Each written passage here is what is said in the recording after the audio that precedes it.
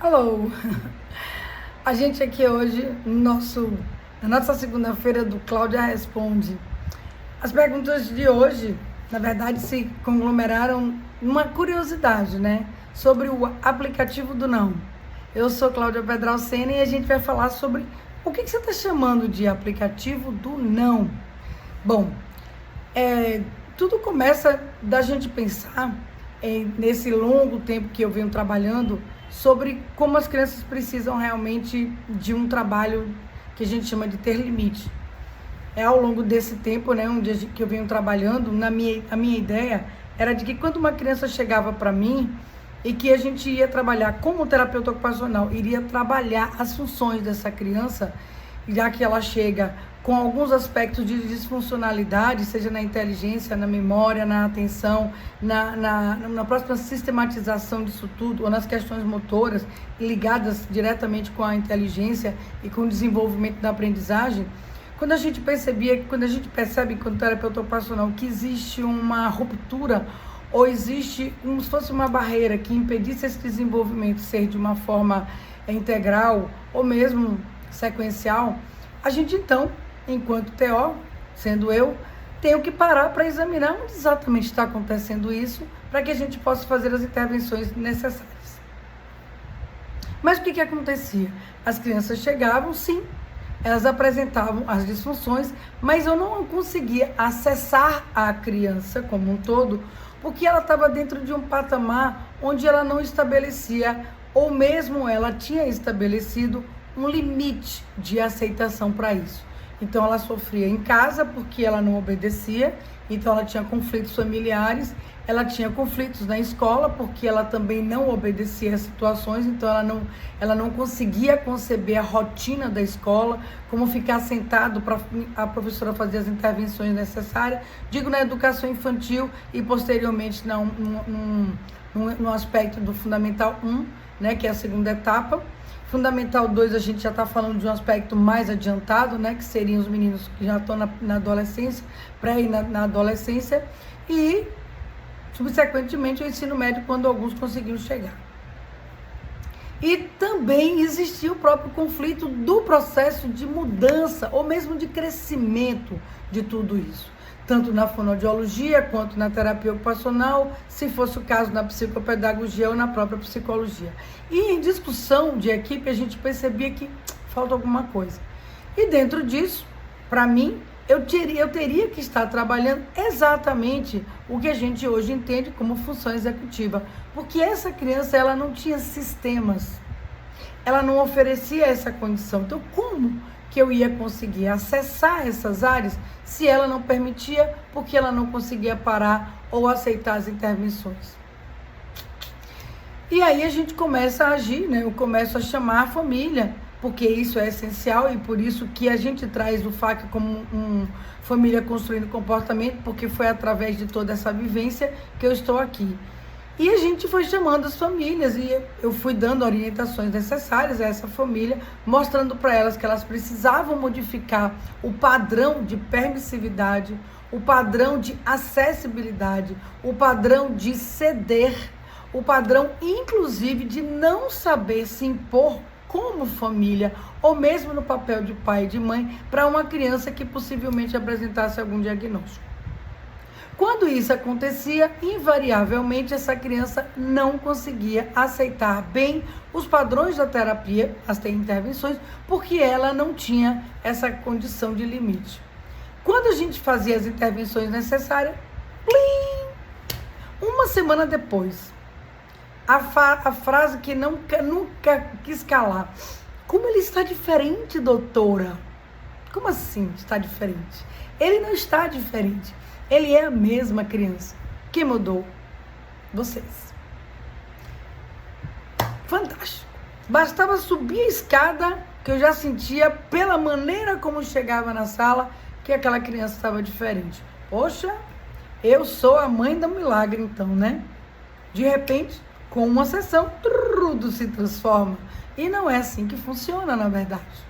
Porque o que eu fazia em relação aos pais, a orientação que era dada, e aí subsequentemente teriam muitas outras intervenções e orientações que eram feitas, instalação de uma série de coisas que hoje são as nossas ferramentas do FAQ, para mudança total desse comportamento e também essas mudanças ganharem força na escola, onde tinha conflito, ganharem força na família, com a avó, com o tio, com todo mundo que estivesse presente e mudassem essas relações, para essa parada de estigmas, né? Porque a criança parava de ter estigmas, ela não era mais a insuportável, ela não era mais a que não parava, ela não era mais a doentinha, não era mais a que tinha problemas, enfim, era uma criança que apresentava, então, uma possibilidade de uma manutenção social. Ela podia voltar a ir para a praia, para o zoológico, para as festas, para o shopping, porque ela começou a ter um outro padrão de comportamento. E todas essas intervenções eram feitas, evidentemente, com os pais.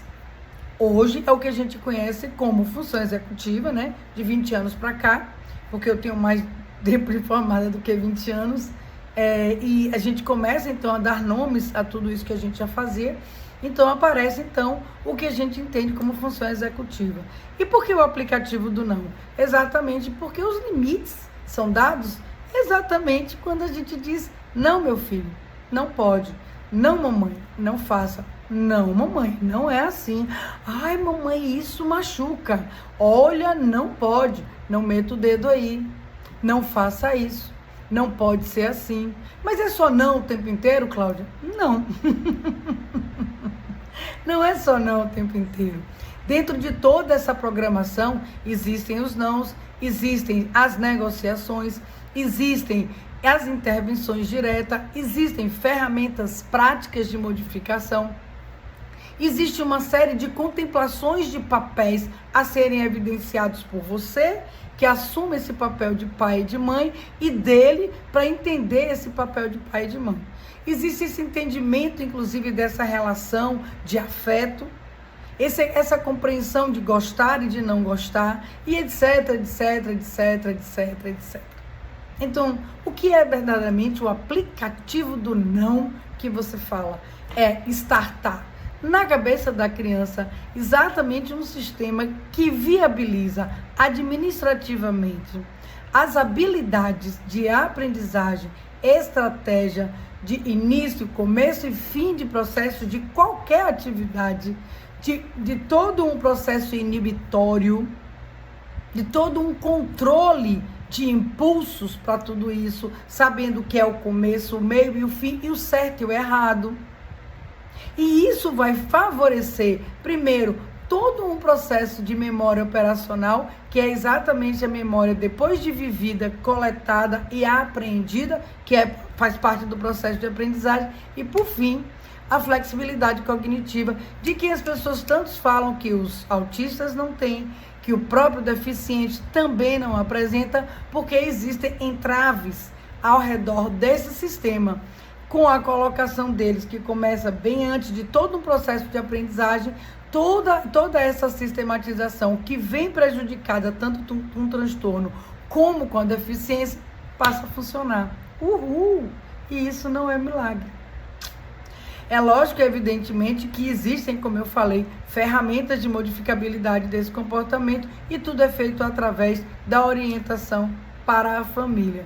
Daí que eu vim para as redes, porque como a gente já falou várias vezes, e eu insisto em dizer, eu sou uma só, vocês são milhares. E o que ocorre? Eu não tenho tempo de atender, porque ao meu horário, né, existe um limite.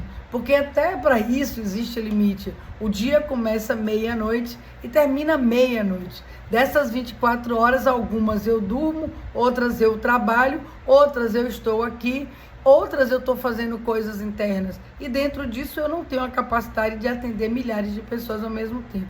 As redes nos possibilitam abrir a possibilidade de falar com mais pessoas, trazendo o curso que é a Família Construindo Comportamento, no intuito de ensinar a vocês, ou até treinar, como vocês queiram entender, como vocês começarem a ter a manipulação de todo esse processo através de muitas ferramentas.